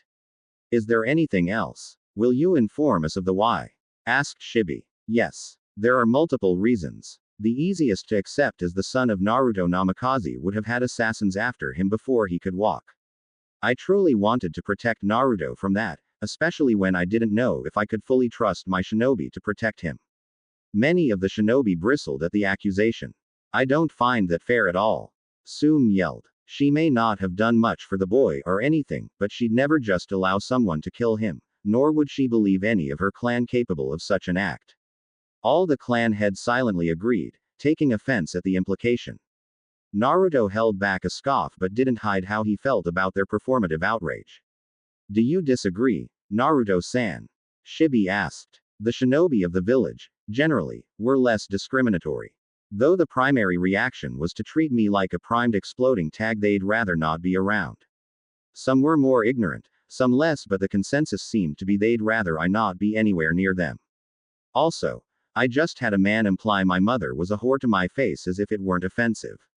That was my reality, so whether or not any of you would attempt to protect someone you'd prefer not be near you, I don't know, but acting like the old man just levied a grave insult is absurd. When Naruto finished answering Shibi, much of the indignation had left the faces of the clan heads. When taken from Naruto's perspective, it would be easy to assume some would willingly look the other way while he was removed either through kidnapping or murder. Many were having realizations about what their inactivity in the life of Naruto, Minato's child, meant. They speak of his noble sacrifice but had sullied it by their choices. They were all starting to feel the weight of 12 years' worth of shame. Hiyashi felt it more than any. He holds some resentment toward Naruto for injuring Neji to the extent he did and engaged in a moment of pettiness. It was beneath him and surely not justified when speaking about the dead. Moving on. Protecting Naruto was one reason, but it wasn't the only, and in retrospect I cannot say with all honesty it was the primary one either. My position was vulnerable. The wealthiest of the civilians were attempting to make a power grab, leveraging the money required to support our recovery. I couldn't allow that. The current daimyo was also an unknown to me and didn't trust he'd send additional resources without requiring something in return, so I did a shameful act. I pilfered money from the Uzumaki clan funds. It was a substantial amount, and in my desire to not lose a necessary emergency fund I allowed a way for Danzo to take funds from the account as well. I've made restitution to Naruto for what I've taken and was in the process of repaying what Danzo stole. This is why I didn't promote him to Chunin. I didn't believe I could delay giving him his inheritance or the knowledge of his parents and clan any longer than that, as an automatic search for any due assets is started when our shinobi make Chunin. The inconsistencies in Naruto's file would have gotten back to the daimyo and this would have been the result. However, the daimyo was alerted to my actions some time ago and had been conducting his own investigation into my and Danzo's actions. He brought it all to my attention a few days ago, where Danzo Shimura was executed for his crimes. I am deeply ashamed of my actions and how they've hurt Naruto. I am even further shamed by the consequences of my actions. As ordered by Daimyo-sama, I will be stepping down as Hokage as soon as I find a worthy replacement. That is expected. What wasn't was the other order given by the daimyo. Hiruzen said before gesturing to his Anbu, who left and returned promptly with a cloaked guest. Take off that ridiculous cloak. This is no time for your games. Hiruzen barked. Kukuku. So mean, Sarutobi-sensei. The familiar laugh and timbre set most of the room on edge. Orochimaru the White Snake was here. Konoha's greatest traitor was here. The Ino Shika-cho sprang into action, attempting their well-practiced containment formation. Hiashi and Sum assumed their taijutsu stances. Shibi wondered if he were surrounded by idiots, as the Hokage clearly summoned the notorious traitor. Tsunade and Jiraiya had been warned by Hiruzen he had some shocking news to deliver, so while greatly surprised they didn't blindly attack her. Naruto just wanted to leave. How should you feel about someone that stabs you in the gut but also gives you the means to speak to your dead mother? He hadn't the faintest idea, so hoped he could turn invisible through will alone. All of you sit down, now. Hiruzen shouted, attempting to get control back before things got out of hand. All obeyed their Hokage, though reluctantly. Orochimaru, as ordered by the daimyo, was given a full pardon as she was acting under the orders of Danzo at the time, and as I never punished him it was unjust to hold a subordinate to a stricter standard.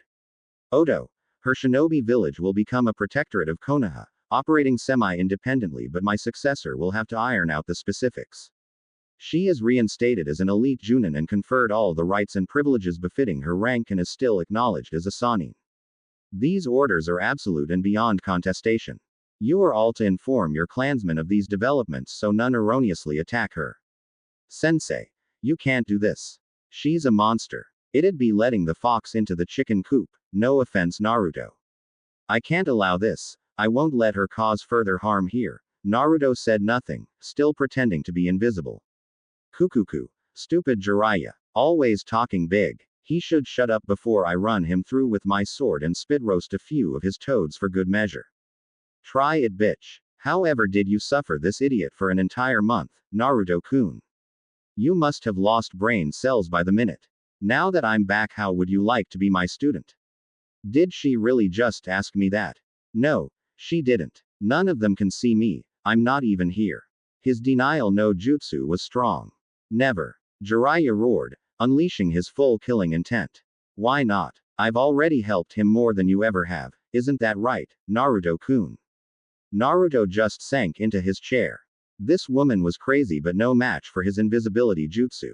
What do you mean by that? Naruto, what does she mean? Hiruzen asked, but when Naruto kept silent he got a tick mark. You aren't invisible, we can see you. That has never worked, not even when you were a child. Fine. When I started my independent study I would occasionally receive resource materials, mostly advanced chakra theory or whatever. I didn't know who it came from. I figured some Konoha ninja just wanted to help me. See, I'm clearly the better choice to train Naruto-kun. Not some toad summoning lummox. Besides, your skill sets don't even complement each other. Naruto is a just you creator and kenjutsu user. That's elegance. That's finesse. And above all, it's intelligence. You're an oaf. A stupid, stupid oaf. That's enough. We aren't here to watch you insult a loyal shinobi.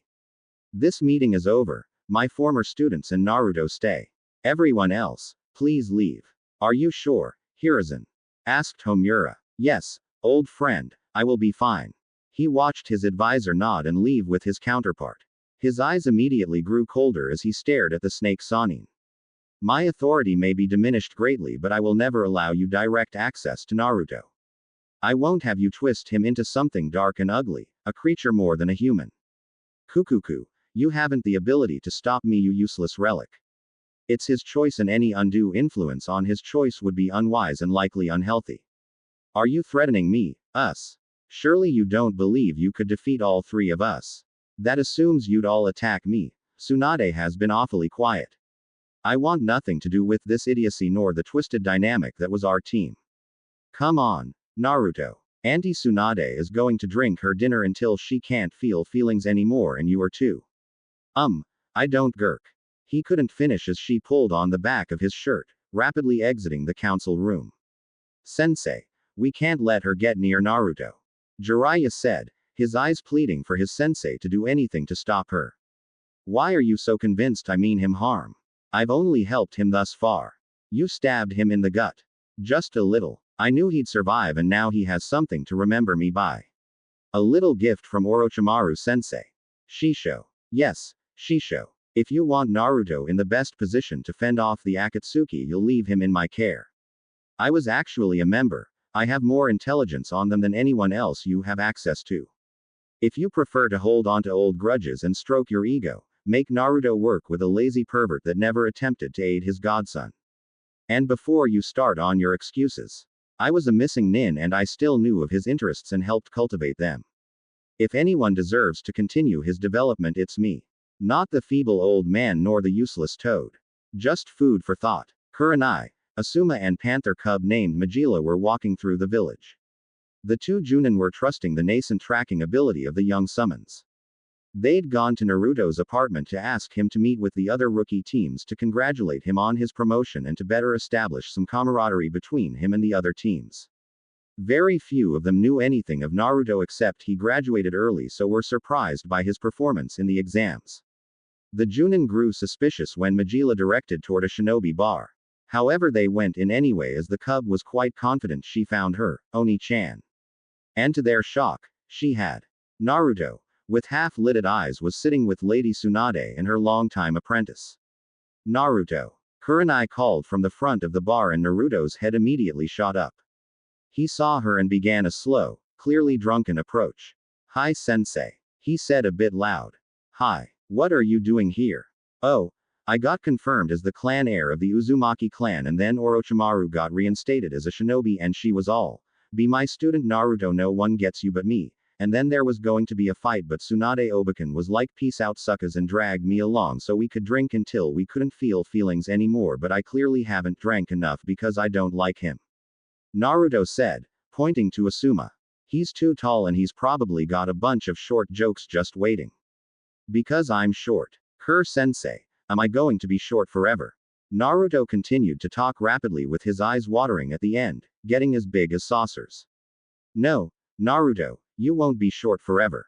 Aha. Dadbeo. Oh, why are you here with Majila? We came to find you, Oni-chan. But you're supposed to be guarding my apartment. But I wanted to find you and she said she was your sensei and she smelled nice. What if she was lying? What if she wasn't? Good point. Drunken Naruto said, making Kurenai and Asuma form a sweat drop. Naruto, all of the rookie teams are having dinner together and we want you to join us. But I can't just leave Tsunade Obakan and Shizune Nichan. I'm sure they'll understand, besides you need to eat something so you sober up. I won't take no for an answer. Hi, the new Chunin said before going back to his table. The watched as the two women gave him a brief hug and the three shinobi and one summon departed. Once they reached the restaurant, Naruto made a clone to take Majila back home. She wasn't really a guard, Bagheera just wanted the two to get used to each other and bond. He saw a seat free by his team and immediately took it, catching the eyes of the rookies, and the two able-bodied members of Guy's team. "Sup," he said, leaning back. He didn't know why, but walking seemed to make him feel more intoxicated. "Naruto-san, are you drunk?" "Why, yes, teammate Shino, I am quite drunk." "Troublesome. I haven't even done anything yet, Shika. Let me do something first. It's only a matter of time. You can't name one troublesome thing I've ever done. You had 6 of your summons chase me for 3 hours. You need to improve on your cardio. I gave you motivation. Fear for one's safety is quite motivating, Shikamaru-san." Shino added, getting a thumbs up from Naruto. "See, Shino gets it. I'm glad everything is just one big joke to you." A bun-haired girl cut in, glaring at Naruto. The outburst caught the attention of all at the table. "I'm sorry, have we met?" "No, you just tried to kill both my teammates." "Nani?" said Naruto, confused. Lee and Neji. Shikamaru filled in the gaps. "Oh, that's incorrect. I only tried to kill one of your teammates. I intended to maim the other." "Very different. And that makes it better.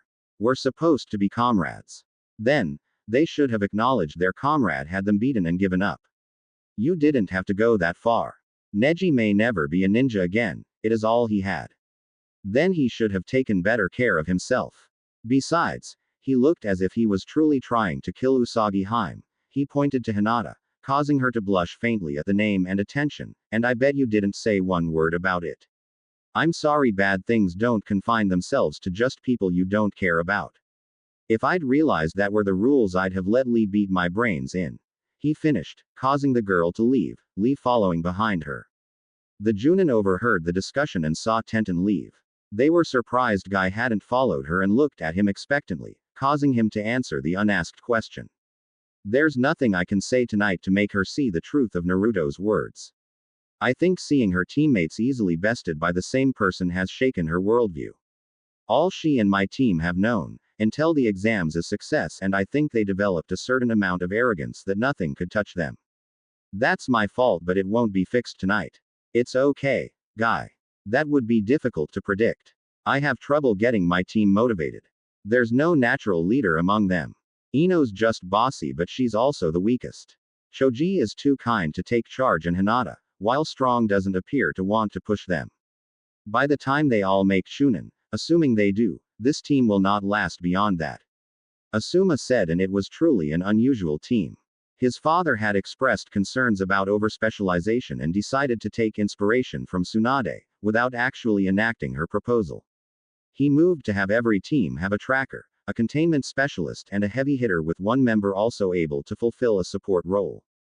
Kakashi argued hard for Naruto to be his tracker, his summons ideal for it, but Iruka and the Sandaime cited potential personality conflicts. Sasuke would do well with a rival around or at his level, but being on a team with someone far and away better than him may have made him even more withdrawn. And if Sasuke ever stole one of Naruto's personal jutsu, they wouldn't have a loyal Uchiha anymore. The Uchiha went through rigorous ethics training, provided by the clan, as they neared graduation age. It was one of the only reasons other ninja could accept sharing a village with someone capable of taking their hard work. They weren't known for stealing the jutsu of allies, because they didn't. However, given Sasuke's drive to kill Itachi and the absence of the ethics training, he may try to steal from Naruto, justifying the need. And Naruto wouldn't care why he did it, he'd demand blood. As the Sandaime explained, Naruto had started to see more and more of the villagers as an outgroup, not his people. If he considered you a friend, he was warm and inviting, even sometimes silly and immature. If you weren't, he could be cold and impersonal. He wouldn't automatically trust his teammates, which means Sasuke might have grossly offended Naruto before a bond could have been formed. It was a disaster waiting to happen. Kakashi accepted this and accepted he'd be the best person to instill the ethical use of a Sharingan to Sasuke. He couldn't have Hinata, the top kunoichi, for personality conflicts as well. Apparently Sasuke was too much like Hiashi. This would either harm Hinata's growth as she became insecure, or show further signs of emotional abuse, or she'd snap and try to kill Sasuke since she can't kill her father. As such, he got Sakura. The Sandaime argued she was a blank slate and could be molded to fit near any role, outside of tracker. She did have a lot of potential if he ever found a way to channel it, but being on a team with the object of her affections impedes her growth. Kiba was a good teammate. He was brash, but constantly being beat by Sasuke curbed it a bit. That was actually the problem. He didn't push Sasuke. He accepted Sasuke was better than him and deferred to him as the team leader. It improved team dynamics but not the underlying issues of his other team members. Sasuke doesn't have to bond with his team as they follow his lead with little pushback. Sakura still gets to think Sasuke is an unparalleled genius she can always rely on. It was a mess, and while the team would last longer than Osamu's, they didn't bring the best out of each other.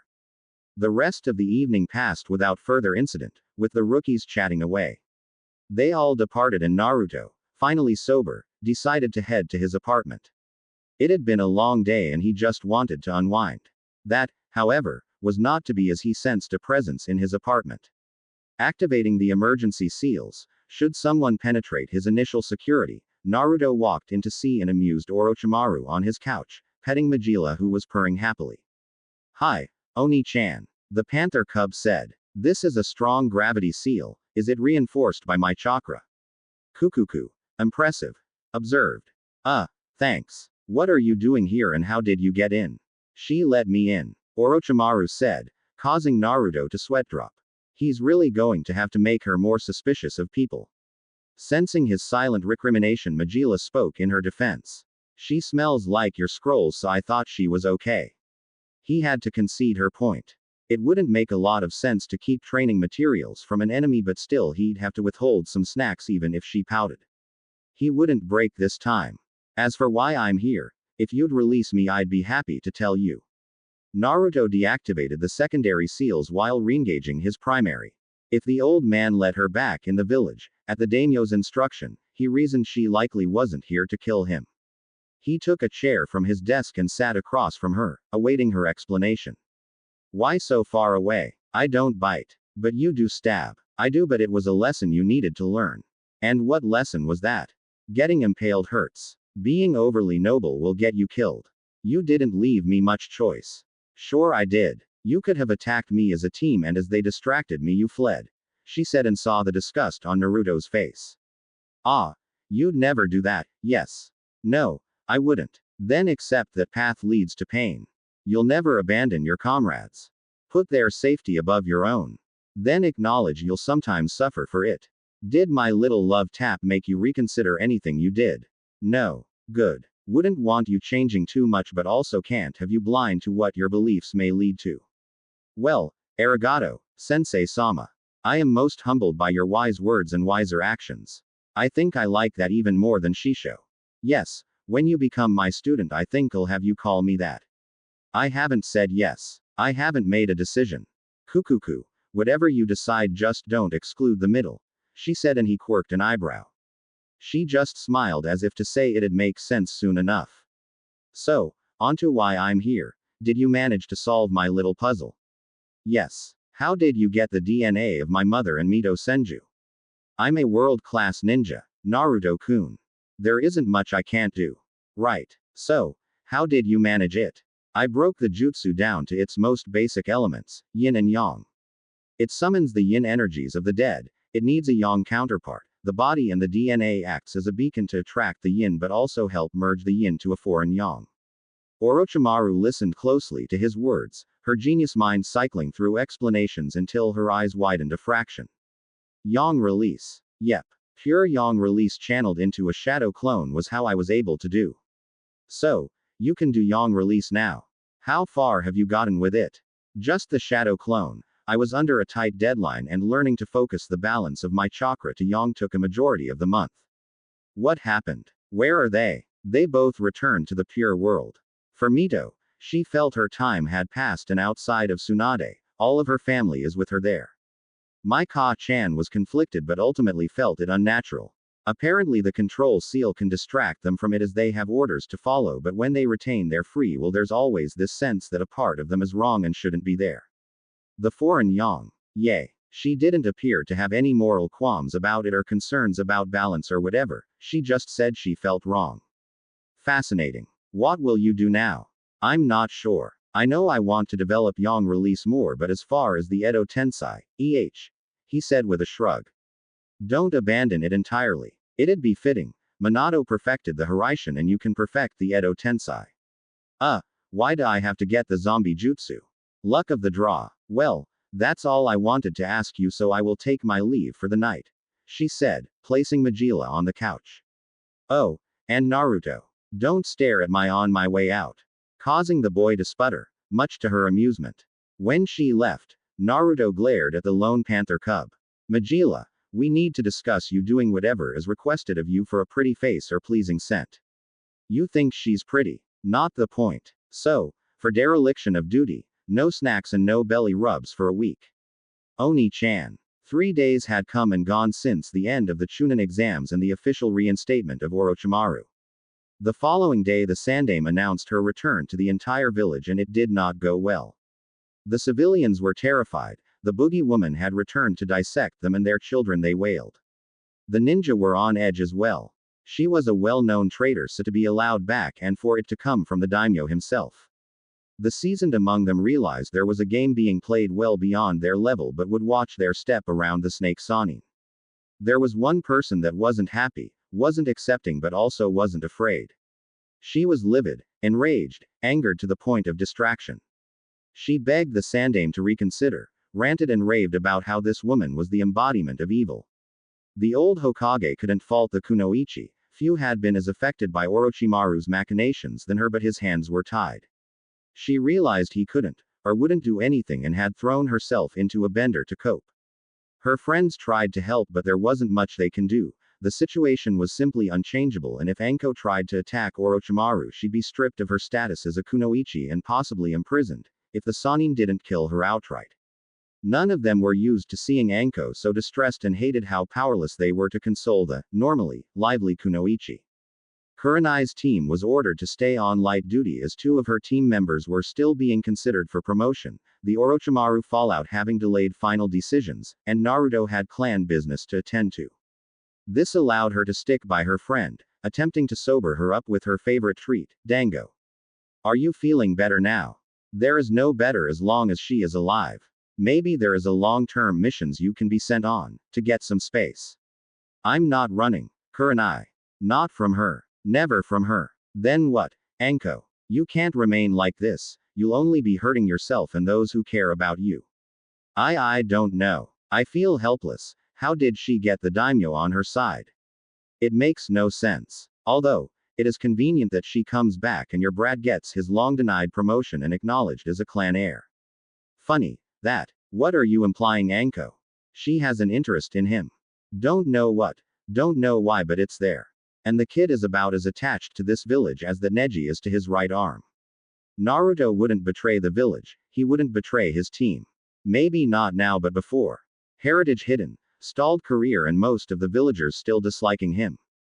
You think a few people is enough to keep him in hell? Nah. And I bet she knows that too. She'll have her hooks in him before you know it, and he'll be twisted just like she is. Anko said, and was immediately slapped in response. You don't get to talk about my student like that. Naruto is nothing like her. I wasn't either. Until I was influenced by her. You'll see. Majila was running frantically, making note to use the shadow walk like her Sama taught her. She needed to get help. Just a bit ago 2 strange men came to the apartment. One tried to get through the security but couldn't. The presence of one of the men had the small cub shaking, it felt oppressive and overwhelming. They made mention of trying to find her Oni-chan, so as soon as she sensed them gone, she left via a secret exit to go find help. She smelled 2 familiar scents, one was his sensei, but her presence didn't seem to match those men, so she opted to find the other lady that smelled like snake and gave really good tummy rubs. She ran non-stop until she found the woman at a cafe with some other person. As she approached, she jumped on the table, causing the boy to tense and prepare to attack. Kabuto, stop. The lady ordered. Now, little one, what seems to be the issue? 2 men were looking for Oni-chan. One had more chakra than even Oni-chan did. They were in these cape things with red clouds on them, and I think he might be in trouble. She got out, completely out of breath. Do you know where Naruto-kun is right now? The cub nodded. He uses a faraway training ground when he wants to be alone. I can show you. Good. Kabuto, we're leaving, Orochimaru said, picking up the cub and following her directions. Naruto was having a rather crappy day. It started out fine, no mission to worry about, so he went to train for a bit. While working through the grapples of the Panther style with a shadow clone, he felt his awareness shift. Immediately he suspected genjutsu and dispelled it, to see two cloaked individuals approach him. He cursed himself for being caught off guard but wouldn't just react blindly because of it. They removed their straw hats as the short one began to speak. We need you to come with us, Naruto-kun, he said, and once the hat was complete off he realized who they were, Itachi Uchiha and Kisame Hoshigaki. He was boned. Bagheera might not even be much help against these guys, and he couldn't justify putting his summons at risk on the slight chance they'd make a difference. He needed to do two things: avoid looking Itachi in the eyes and come up with a plan to escape. He looks like the type to resist Itachi. Maybe I should cut off his legs, the large man said, going for his sword. Besides, I hear he fashions himself a swordsman. I can put him to the test. We need him alive, Kisame. Besides, he won't resist. Without saying a word or making a gesture, his existing shadow clone sent two kunai at Itachi, each infused with his supersonic chakra flow technique. Itachi tossed two kunai to meet Naruto's but was surprised when Naruto's cleaved, effortlessly, through his own, causing the Uchiha prodigy to have to dodge. The real Naruto had not been idle as he created two Fuin Bunshin. A weakness of this jutsu is due to the complicated chakra molding. He could only make two at a time, and it was limited by how many seals he could materialize through chakra. Naruto only had three as he'd been somewhat limited in his Fuinjutsu studies, though Mito and his mom had sought to correct that. The exploding array was one he'd demonstrated. The next was gravity seals, as they made for a good containment method. If all went according to plan, Kisame would discover his third one. The blue man closed the distance between Naruto and himself in the blink of an eye and hurriedly brought down Samahata to dispel the clones. However, right before it made contact with the first clone, it dispelled itself, leaving the array planted on the sword, and with the quickest flare of the original's chakra, Samahata was gone into Naruto's personal storage void. The other clone tried to take advantage of the opening but was dispelled with minimal effort as an enraged Kisame rushed at Naruto, slamming his fist into the redhead's jaw. Naruto's vision was swimming and he fell to his knees, only to receive a sharp kick to his ribs. A kick powerful enough to lift him off the ground. Kisame was so angered by the theft of his sword he didn't notice the brief glow on the ground. Naruto had suspected the kick was coming and used the moment to create space between him and the ground, so while in midair he performed a desperation shunshin, while also triggering the explosive array he planted while bowed by Kisame's blow. The large blue man was tossed back and suffered minor burns, but nothing that would impede him for long. Naruto came out of his shunshin and immediately retrieved two kunai. He knew they would most likely follow him via the same technique. The shunshin wasn't a viable combat technique because it was disorienting and just predictable enough to give your target a brief warning to go on the defensive. However, after prolonged study, Naruto became able to see the displacement the high-speed technique caused and estimate about where it would end. It's how he killed Zabuza after the Demon of the Mist threw his legendary sword. The path of the shunshin was obvious and a few wind chakra-infused kunai ended his life. Naruto waited. He only planned to attempt this with Kisame. Itachi's Sharingan would render the ambush useless. He'd see it coming even if he wasn't as proficient with the technique as Shisui Uchiha was. He threw the infused kunai and then performed the 6 hand signs required for one of his original jutsu. A Kaiden jutsu shot in a straight line, it traveled very fast. Instead of ending the Kaiden with the tiger sign, the sign that essentially ignites the chakra, Naruto finishes with snake, giving it Suiden-like properties. The excited chakra will saturate an object, and once said object can't handle any more of the excited chakra, it'll explode. Fire style. Combustion stream, he muttered, aiming for the two kunai, and they caused the expected explosion, it being superheated thanks to the presence of the wind chakra. Unfortunately, the concussion made him miscalculate. He managed to further hurt Kisame, but it wasn't enough to kill the Kiri missing nin, at least not immediately, and he still had Itachi to deal with. The Kyuubi's chakra was healing the concussion and his cracked ribs, but it wouldn't be fast enough. Kisame was getting to his fit. He had, at the very least, second-degree burns on the right side of his face and body.